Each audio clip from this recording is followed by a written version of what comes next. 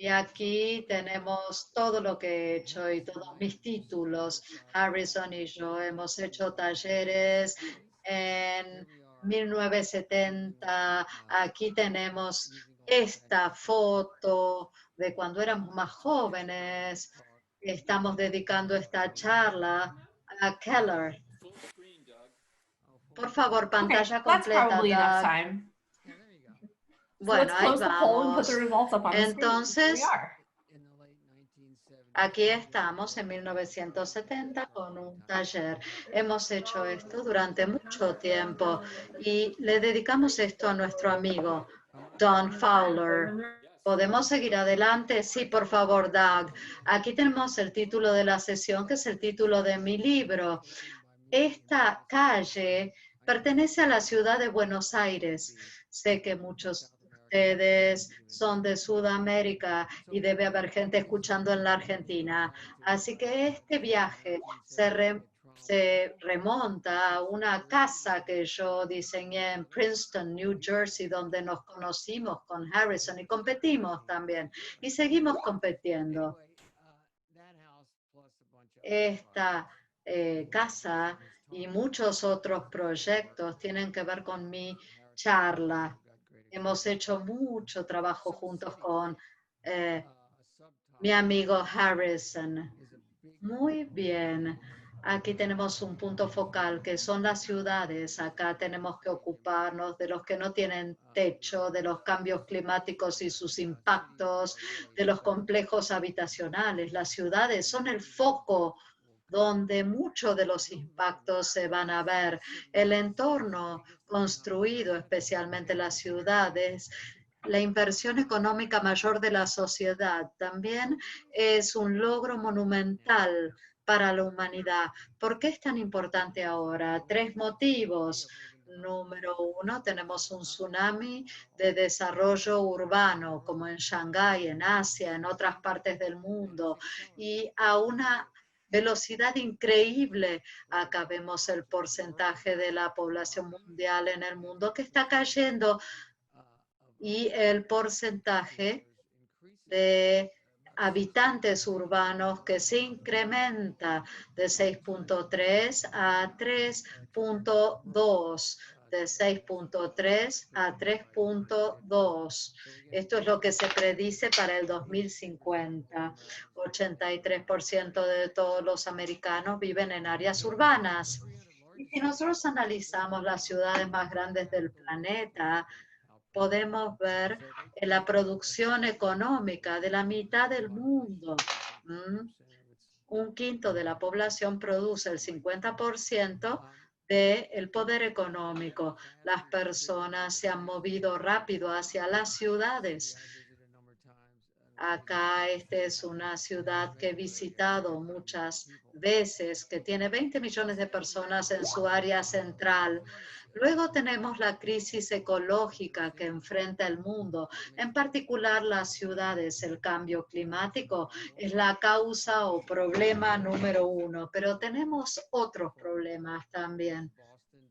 Aquí tenemos a Boston proyectada. Acá podemos ver aquí a la derecha el aeropuerto. Hay inundaciones también, las ciudades se inundan.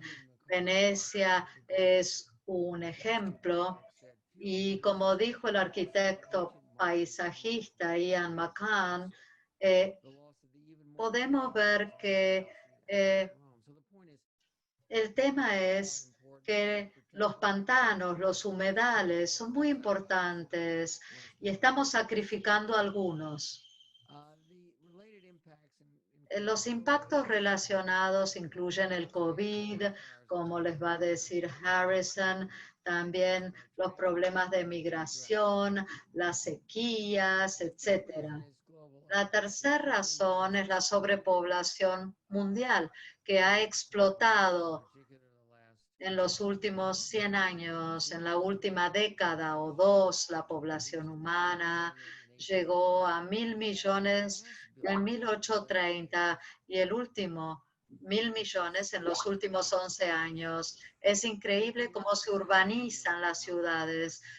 De aquí a 50 años, dependiendo de cómo crezca nuestro planeta y el cambio climático, seguramente tendremos 3.500 millones de personas que van a vivir en lugares que hoy consideramos inhabitables. Es un porcentaje enorme de la humanidad.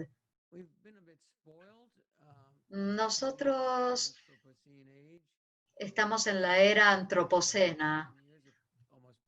Tuvimos 10.000 años de condiciones perfectas para nuestra especie y nos mal acostumbramos. Hemos visto que hasta 1940 se incrementaron los desvíos a partir de allí. Nuestra generación, Harrison y yo, vamos a andar bien, pero nuestros hijos y nuestros nietos la van a pasar mal. Si les puedo mostrar esta diapositiva de Trump, acá tenemos que el planeta se está calentando, pero luego se va a enfriar y vamos a seguir con este ciclo. Pero miren, los niveles de CO2 en la atmósfera han crecido en estos ciclos comparado con los previos, así que estamos en un terreno totalmente nuevo. Nosotros estamos limitando la temperatura global promedio a 1.5 Celsius por encima del periodo preindustrial. Esto costaría mucho menos que afrontar el daño por la inacción sobre el cambio climático global. La inacción es 4 a 5 veces más cara, así que son números importantes. Mucha gente cree que la ciudad es como un ecosistema. De hecho, es un ecosistema. Nosotros podemos ver que los asentamientos humanos son como las colmenas de abejas, como los nidos de pájaros, como estos ecosistemas no tienen que morir, viven mucho tiempo. Pensemos en la ciudad de Atenas, Beijing. Nosotros podemos ver los ecosistemas como un continuo. Esto me lleva al tema de la paradoja ambiental de las ciudades. Cuando la gente se acumula o se agrupa en un lugar urbano, tenemos una huella ecológica enorme, pero por cápita, por persona, la huella ecológica es más pequeña de lo que lo es en los lugares menos poblados, como los suburbios. Las ciudades no son como los suburbios, que son más verdes. Acá podemos ver en Colorado,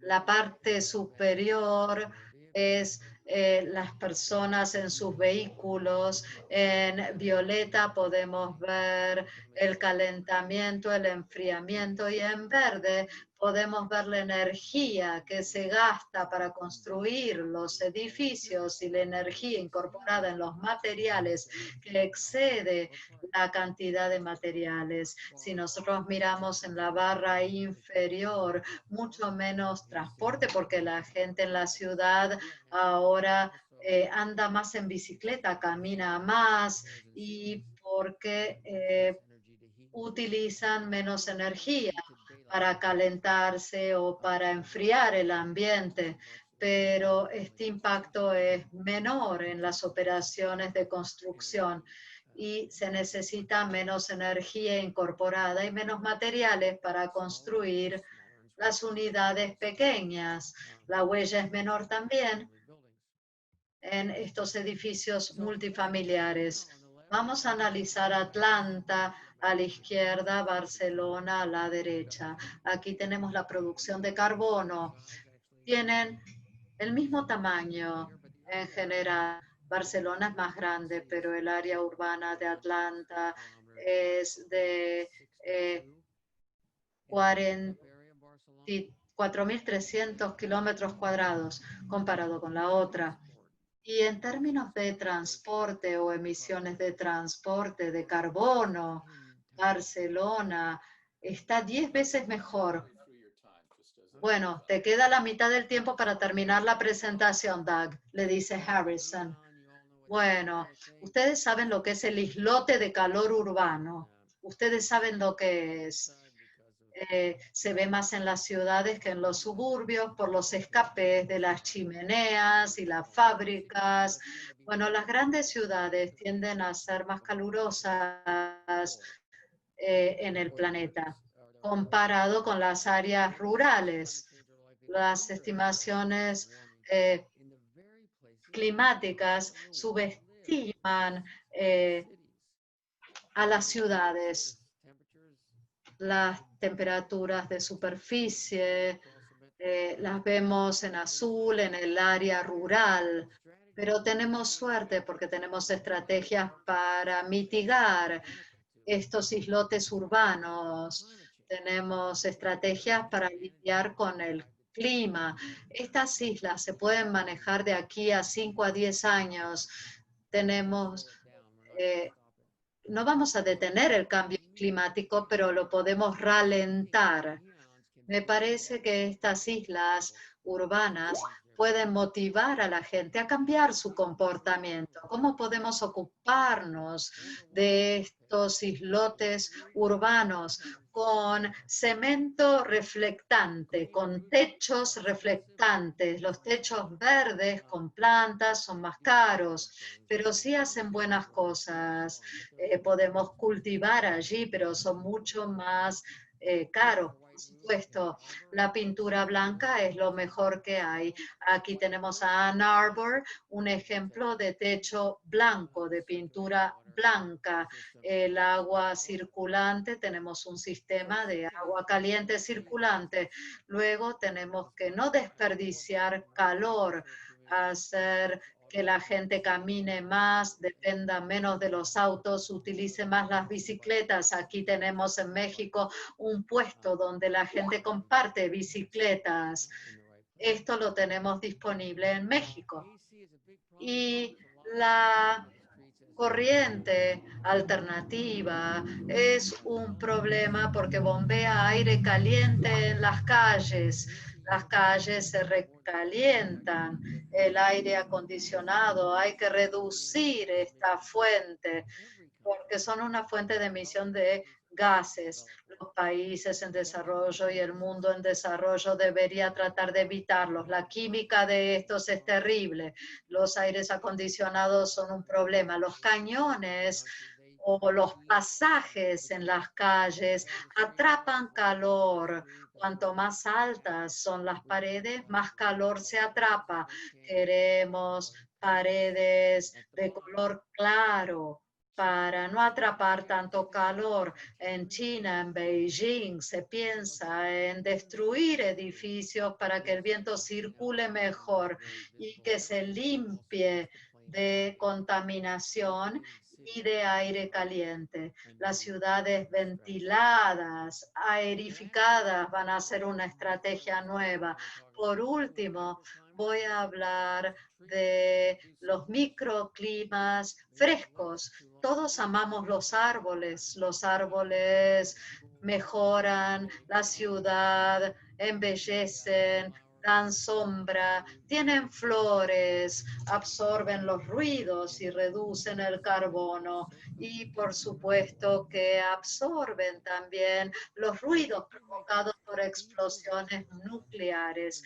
Forman como catedrales en estos espacios urbanos y son bellísimos y mitigan también los cambios climáticos y por supuesto que también tenemos que agregar agua para mejorar y refrescar las ciudades. El agua es tan importante en nuestros espacios. Es muy importante. Las superficies blancas tienen el mismo impacto. ¿Qué podemos hacer?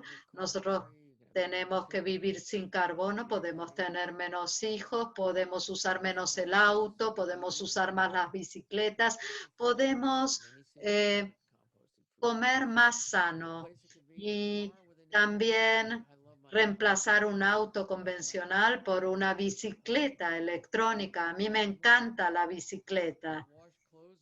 lavar las ropas con agua fría y secarlas en el techo. Por favor, podemos encontrar una diferencia dramática en el consumo de energía. Nosotros tenemos 10 veces más energía y agua por no comer carnes. Debemos evitar comer carnes, ¿no? Comamos pollo y carne porcina. Aquí tenemos un milagro. Nos queda claro que tenemos que dejar de quemar combustibles fósiles y tenemos que generar otras tecnologías disponibles para generar energía. Tenemos suerte. No sé si quieren escuchar leer mi libro. Estaría bueno que lo leyeran. Y aquí le doy la palabra a Harrison. Muy bien, muy buen trabajo. Ahora tengo que compartir la pantalla. Tengo que compartir la pantalla. ¿Querés que lo haga? A ver, voy a detener compartir. Detener compartir, Doug. Aquí estamos. Muy bien, ya estás, Doug.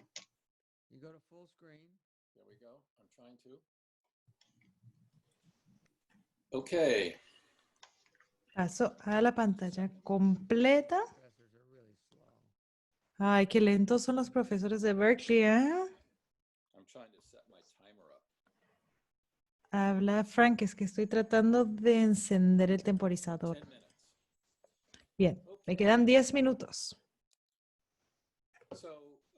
Entonces, voy a retomar la presentación de Doug cuando hablaba del qué, por qué y cómo. Y entonces, respecto del cómo, voy a hablar de diferentes conceptos.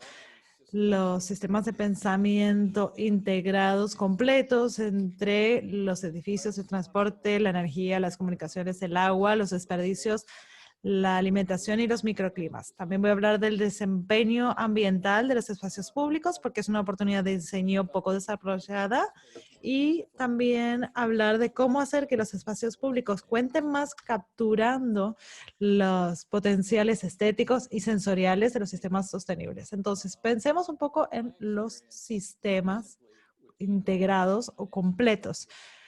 En China, con las manzanas ecológicas, se unen el tránsito público, la eficiencia energética, se usan los paneles fotovoltaicos o microsolares en los techos, y los barros y los desperdicios orgánicos u otros se recolectan para generar biogases con fines y propósitos múltiples. Se pueden también tratar las aguas de lluvia para irrigación o para beberla si se la potabiliza previamente.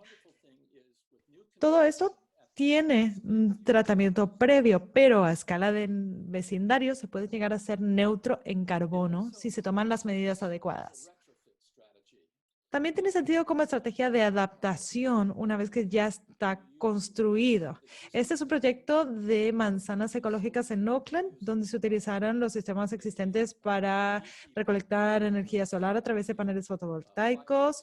Se utilizaron distintos sistemas de almacenamiento de energía para poder cargar dispositivos con volantes de inercia, con diferentes sistemas para generar energía. Se puede utilizar el agua en sistemas de agua, de potabilización, de agua de lluvias que se recolecta, con agua de cloacas o de desagües. Entonces, no tiene ningún costo agregado porque se reutiliza lo que ya tenemos y se llama sistemas de prosperidad compartida, porque se trata de estrategias que son comunes y de las que todos se benefician. Existen también ejemplos de primera generación de estos sistemas de cómo, con las bombas de agua, de calor u otros que generan sistemas 100% sostenibles. En Hunter-B aprendimos que con los desperdicios, la energía y el agua se puede llegar a tener diferentes sistemas de generación energética. Un 20% en el primer caso, en otro proyecto teníamos paneles fotovoltaicos, diferentes sistemas de generación energética con granjas eólicas, y entonces alcanzaron proporciones elevadas de ese tipo de energía. Pero lo más interesante de esto es el paisaje urbano que se transforma y que retiene el agua y que genera y recrea un microclima en definitiva. Y lo interesante es que en el discurso sobre diseño urbano se olvida lo sensorial y lo estético y el potencial estético que tiene. Fíjense en este patio de la Bienal de Escarpa, donde tenemos un sistema de transpiración, de refrigeración con el agua, que tiene su aroma, que tiene su color, que tiene la capacidad de reflejar la luz, y también las fuentes que están en un mecanismo de sombra que se ha construido, que también aporta a todo el paisaje y al ecosistema que se genera. El problema ha sido que en el pasado el diseño urbano se concentró sobre todo en el espacio público como la apropiación espacial y formal, como un espacio en función de su desempeño social, de su uso social, del uso para el tránsito, y también con un sistema de traspaso. Pero no tenemos el desempeño ambiental de este paisajismo urbano que tenemos en China. Fíjense, aquí tenemos 10 criterios de microclima, calidad del aire, absorción de dióxido de carbono, tratamiento de aguas residuales de lluvia, agricultura urbana para alimentación, hábitat, energía, estética, salud, y los últimos 3, recreación, comunidad y transporte.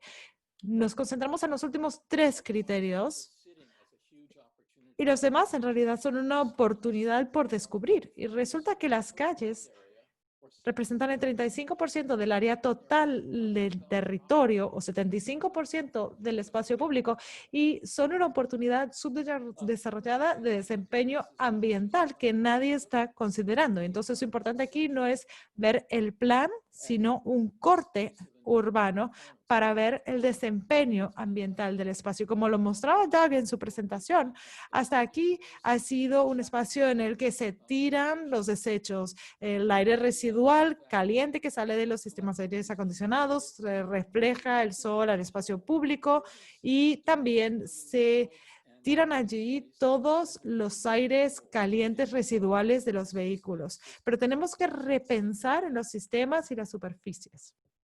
Veamos un poco de qué se trata esto. Los pisos urbanos, como los llamamos, pueden tener muchísimas funciones ecológicas si son de un material que no sea simplemente hormigón, y tienen muchísimo potencial en ese sentido.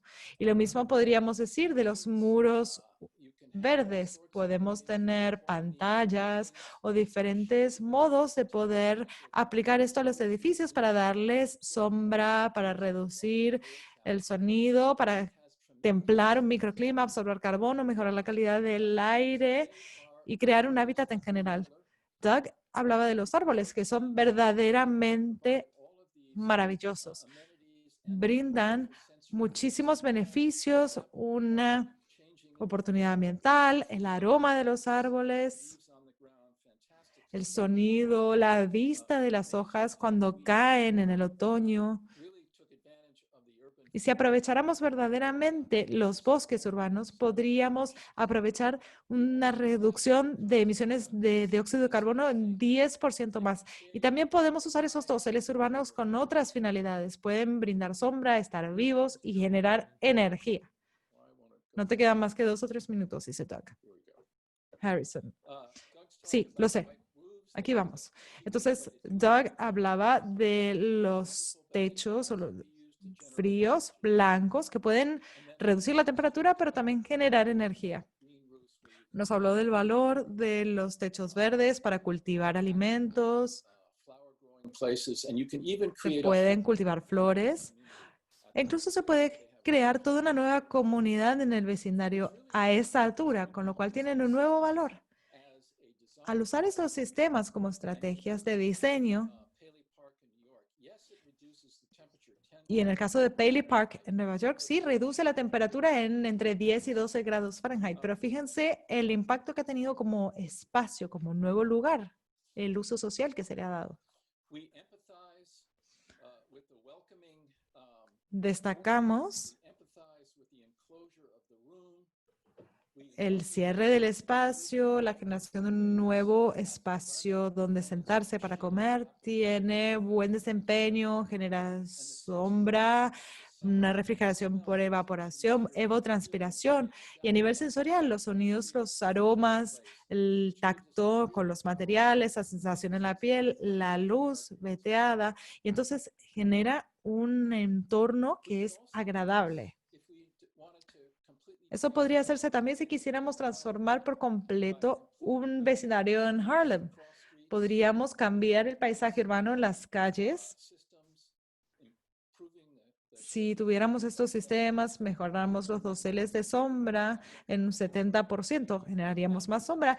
Con solo instalar quizás doseles de tela, podríamos reducir la temperatura en entre 6 y 8 grados centígrados, pero sobre todo serían lugares especiales.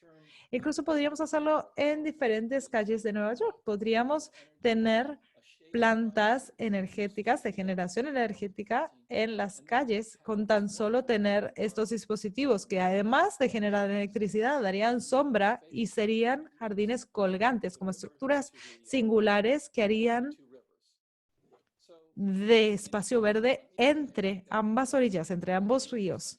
Y entonces, para sintetizar la creación de un espacio sensorial en estos sistemas, tenemos un potencial increíble y podríamos hacerlo si tuviéramos una caja de herramientas diferente. Para hacerlo, les aconsejo consultar este libro que se publicará en el próximo otoño, que se llama Minding the City, con diferentes herramientas que permitirían tener una ciudad más sostenible, humana y de mayor importancia si nos ocupáramos de la ciudad con una nueva sensibilidad por su potencial latente de desempeño ambiental.